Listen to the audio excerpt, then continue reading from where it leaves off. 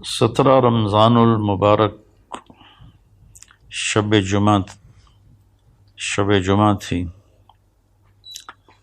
اور زمانہ تھا حضرت علی رضی اللہ تعالی عنہ۔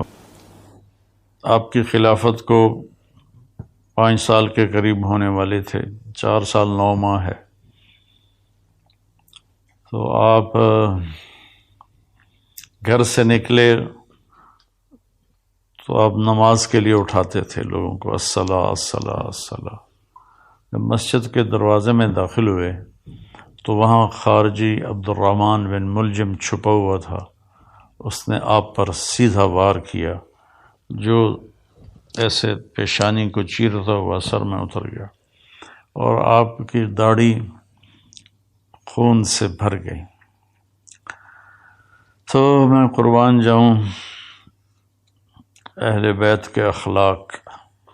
لوگوں نے جب اسے پکڑ لیا تو آپ نے فرمایا کہ احسنوا نزلہ، یہ مہمان ہے، اس کا اچھی طرح اکرام کرو، اور اکرموا نزلہ واحسنوا مثواہ، کہ اس کا اکرام کرو، اسے اچھا کھانا کھلاؤ اور اس کو اچھا بستر دو نرم، اور میں زندہ رہا تو میں خود فیصلہ کروں گا کہ میں نے اسے چھوڑنا ہے، معاف کرنا ہے یا قتل کرنا ہے، اور اگر میں شہید ہو گیا تو میرے بعد تمہیں اجازت ہے، چاہو تو معاف کر دو تو اچھی بات ہے، ساتھ یہ بھی فرمائے، اور چاہو تو قتل کرو۔ پھر قتل اس طرح نہ کرنا کہ اس کے ناک کاٹو، کان کاٹو، زبان کاٹو، ہاتھ کاٹو، پاؤں۔ اقتلوہ قتلتی، جیسے اس نے مجھے قتل کیا، میرے سر پہ تلوار ماری، تم بھی ایک تلوار مار کے اس کا کام تمام کر دینا۔ یہ اس کے بارے میں وصیت ہو رہی ہے جو جان لے گیا۔ حضرت زینب رضی اللہ تعالیٰ عنہ علیہ السلام، ان کو اپنے والد کے علم سے فصاحت ملی، جو فصاحت میں ان کا کوئی ثانی نہیں ہے، جتنی کو مشہور خواتین سامنے آئی ہیں یا پڑھی ہیں۔ حضرت زینب رضی اللہ عنہ علیہ السلام جیسا کوئی خطابت میں نہیں تھا عورتوں میں۔ تو وہ روتی ہوئی آئیں تو وہ امیر المومنین، ہائے امیر المومنین، تو وہ کم بخت کہنے لگا میں نے امیر المومنین کو نہیں مارا، میں نے علی کو مارا ہے۔ پھر وہ تسلی کے لیے اپنے باپ کو تسلی دینے لگیں تو پھر وہ بولا جتنی مرضی تسلیاں دے لو، یہ نہیں بچے گا، اس تلوار کو 1 مہینہ میں نے زہر میں ڈبو کے رکھا ہے، اس کا ایک ہی وار سارے جسم میں زہر کو پھیلا دیتا ہے۔ یہ سب کچھ سننے کے بعد حضرت علی فرماتے ہیں احسنوا نزلہ واکرموا مثواہ، کہ اس کی مہمان نوازی اچھی طرح کرو اور اس کی رہائش کے لیے اچھا انتظام کرو، اچھا بستر بچھاؤ۔ آپ اندازہ لگائیں کہ کہاں تک اخلاق پہنچے ہوئے ہیں۔ ہم اختلاف رائے کرتے ہیں تو ایک دوسرے کو گالیاں دینے لگ جاتے ہیں، اور یہاں یہ ہو رہا ہے کہ وہ قاتل ہے اور آپ اس کے لیے فرما رہے ہیں اکرام کرو، کھانا کھلاؤ، پانی پلاؤ۔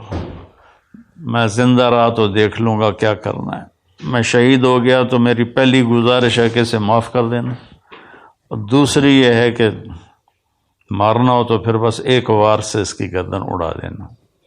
یہ میں نے آپ کی وفات کا، شہادت کا واقعہ پہلے سنایا۔ اب اس میں کچھ اختلاف ہے تاریخی، جو گلدستہ اہل بیت ہم نے اللہ کے فضل سے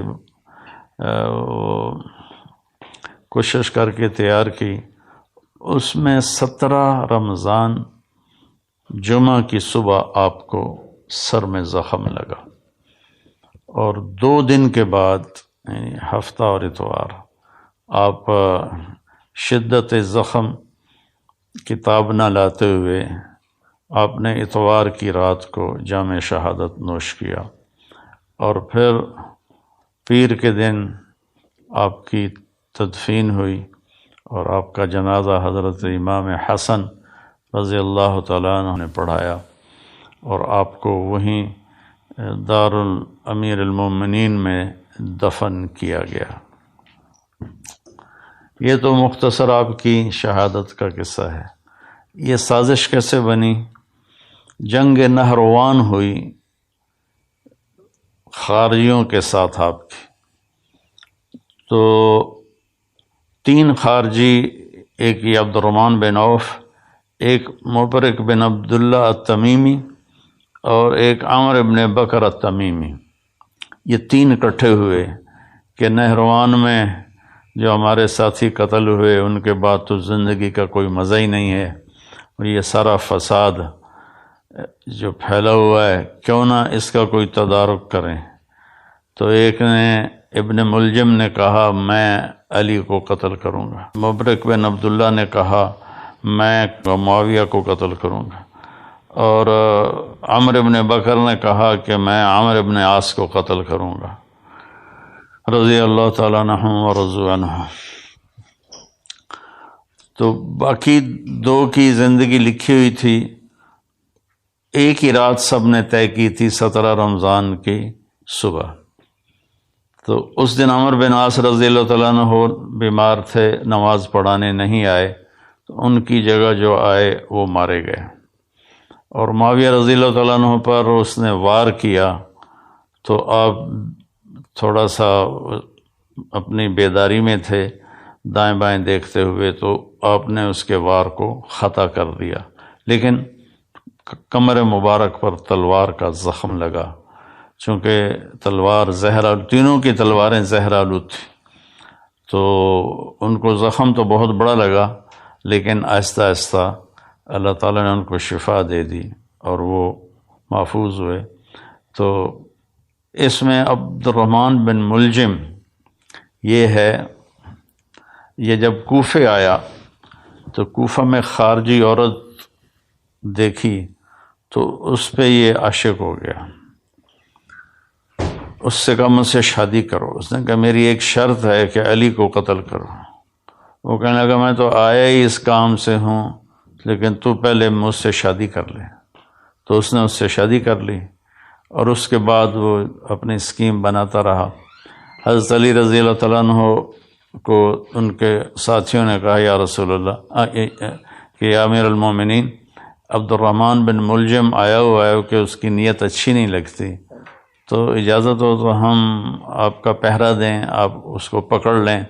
آپ نے کہا پہرا تو آسمان والا دیتا ہے، حفاظت وہ کرتا ہے، اور اگر تم اسے پکڑ لو تو میں شہادت کیسے پاؤں گا؟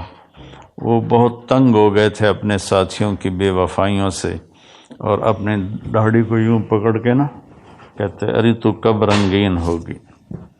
اس کے پیچھے ایک واقعہ ہے کہ آپ بیمار ہوئے بہت زیادہ، تو اللہ کے نبی پوچھنے آئے تو انہوں نے عرض کی یا رسول اللہ مجھے لگتا ہے میرا آخری وقت آ گیا ہے۔ تو آپ نے فرمایا نہیں، تیرا آخری وقت نہیں ہے، تو اس وقت مرے گا جب تیرے سر کے خون سے تیری داڑھی رنگین ہو جائے گی۔ تو ہوئی بھی ایسے، اس نے یہاں تلوار ماری جس نے ماتھے کو بھی پھاڑ دیا اور یہاں تک کھوپڑی کو بھی پھاڑ دیا، تو سارا خون آیا اور داڑھی پہ لگ گیا۔ تو اتنا تنگ ہو گئے تھے زندگی کے آخری ایام میں اپنے ساتھیوں سے کہ بے وفا غدار بہت زیادہ ہو گئے تھے، اور تو آپ نے اپنی داڑھی مبارک کو یوں پکڑتے تھے، پھر کہتے متا تخزب، ارے تو کب تو رنگین ہوگی، تو کب رنگین ہوگی، یہ اس کو بار بار کہتے تھے۔ تو اس اللہ نے آپ کو یہ رتبہ نصیب فرمایا، اور آپ کو غسل دینے والے حضرت عبداللہ بن جعفر طیار کے بیٹے، اور حسن اور حسین دونوں بیٹوں نے، اور جو نماز جنازہ حضرت حسن نے پڑھائی، اور دارالعمارہ میں آپ کی تدفین ہوئی۔ آپ کے 2 بھائی طالب، عقیل، 3 جعفر۔ طالب سب سے بڑے تھے جس پر والد کا نام ابو طالب بنا، اور اس کے بعد تھے عقیل، اور اس کے بعد تھے جعفر جو موتا کی جنگ میں شہید ہوئے، اور حضرت علی رضی اللہ تعالیٰ عنہ سب سے چھوٹے تھے۔ آپ ابتدائی میں اسلام قبول فرما لیا کہ حضرت خدیجہ رضی اللہ تعالیٰ عنہ اور اللہ کا نبی نماز پڑھ رہے تھے، تو آپ اندر آئے تو آپ نے کہا یہ کیا ہے میرے چچا کے بیٹے؟ تو آپ نے کہا بیٹا یہ نماز ہے اور میں اللہ کا نبی ہوں۔ آپ نے اسی وقت کلمہ پڑھ لیا۔ اس وقت آپ کی عمر بعضے کہتے ہیں 8 سال تھی، بعضے کہتے ہیں 10 سال تھی۔ 10 سال سے آگے کسی نے ذکر نہیں کیا، 10 8 8 10 اس طرح روایات کا اختلاف ہے۔ تو بھائیوں میں اختصار سے ہی تھوڑا بتانا چاہتا ہوں، ہمیں پتہ چلے کہ ہمارے جو بڑے تھے اور اللہ کی بارگاہ میں بڑے پاکیزہ پاک محبوب تھے، ان کی زندگیوں کی تھوڑی سی جھلک ہمیں مل جائے تو ہمیں بھی کچھ آخرت کا فکر پیدا ہو جائے گا۔ تو جب آپ نے ہجرت فرمائی تو آپ نے حضرت علی کو اپنے بستر پر لیٹایا کہ تم یہاں لیٹ جاؤ، اور یہ امانتیں ہیں، یہ لوگوں کے حوالے کر کے پھر تم بھی مدینے آ جانا۔ تو اس رات قریش مکہ نے آپ کو قتل کرنے کی سازش تیار کی تھی۔ آپ باہر نکلے اور مٹی اٹھا کے یوں پھینکی، وجعلنا من بین ایدیہم سدا ومن خلفہم سدا فغشیناہم فہم لا یبصرون، سورہ یاسین۔ ہم نے آگے بھی دیوار بنا دی، پیچھے بھی دیوار بنا دی، اور ان کو ہم نے اندھا کر دیا، وہ دیکھنے کے قابل نہ رہے اور آپ نکل گئے۔ تو شیطان نے نعرہ لگایا کہ تمہارا آدمی نکل گیا۔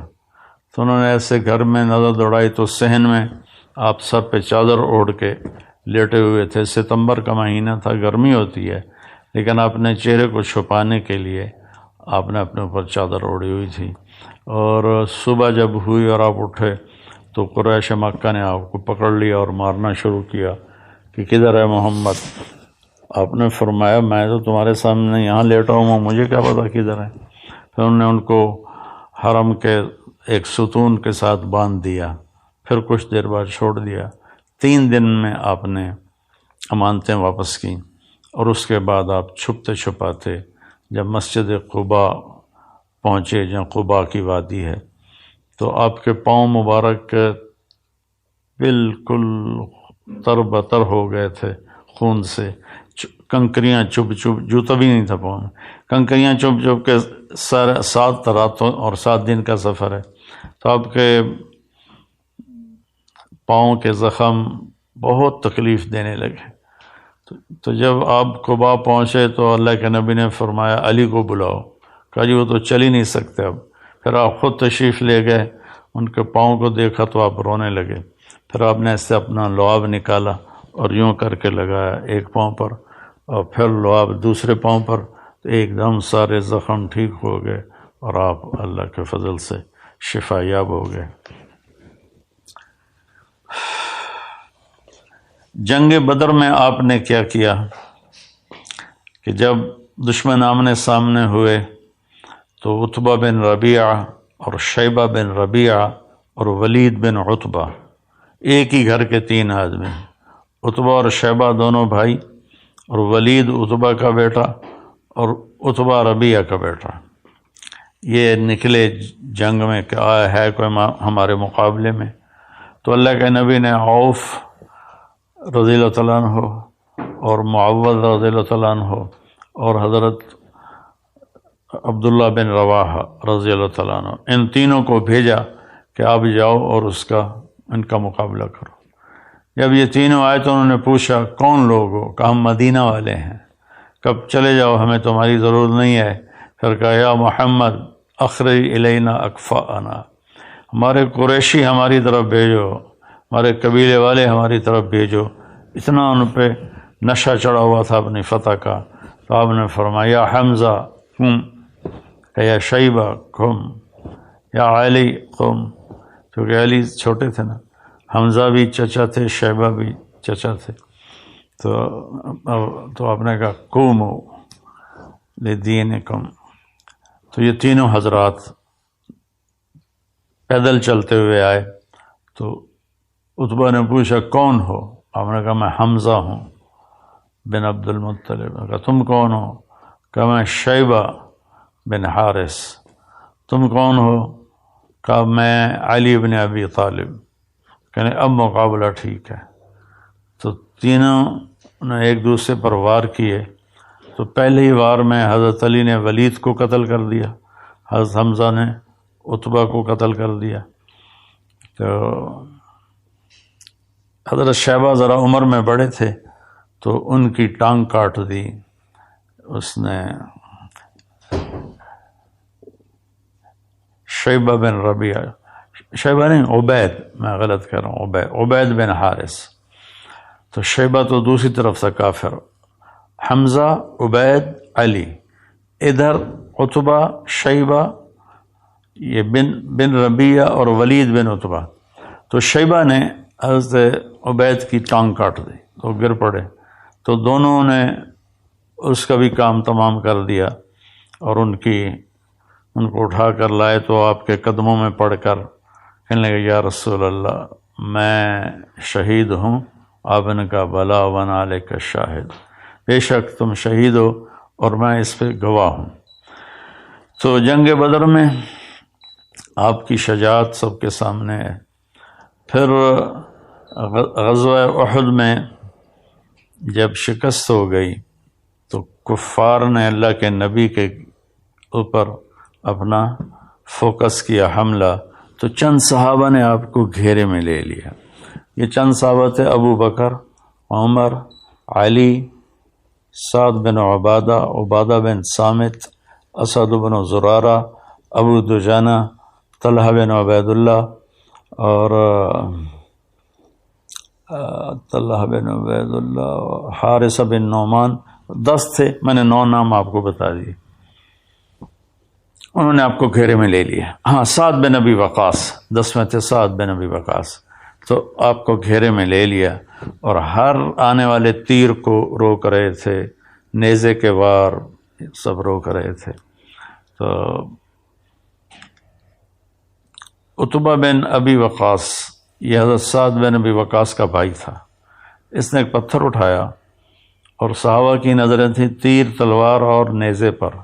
ان کی نظر پتھر پہ گئی نہیں تو اس نے زور سے پتھر پھینکا جو آپ کے یہاں لگا.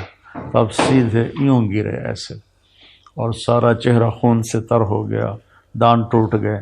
تو یہ سارے 10 رونے لگے کہ اللہ کے نبی شہید ہو گئے. تھوڑی دیر کے بعد آپ کو ہوش آیا تو انہوں نے عرض کیا رسول اللہ آپ تو ان کے لیے بد دعا کر دیں. تو آپ نے فرمایا اللہم اغفر لقومی فإنہم لا یعلمون، اے اللہ میری قوم کو معاف کر دے، یہ مجھے جانتے نہیں ہیں. تو میں اپنے سارے بھائی بہنوں سے کہتا ہوں کہ وہ آپ کے قتل تک پہنچے ہوئے تھے اور آپ نے کہا یا اللہ ان کو معاف کر دے. ہم چھوٹی چھوٹی باتوں پر آپس میں لڑ کے ایک دوسرے کے اوپر ایسی گالیاں اور الزام اور تہمتیں، اللہ تعالی ہمیں اخلاق دے.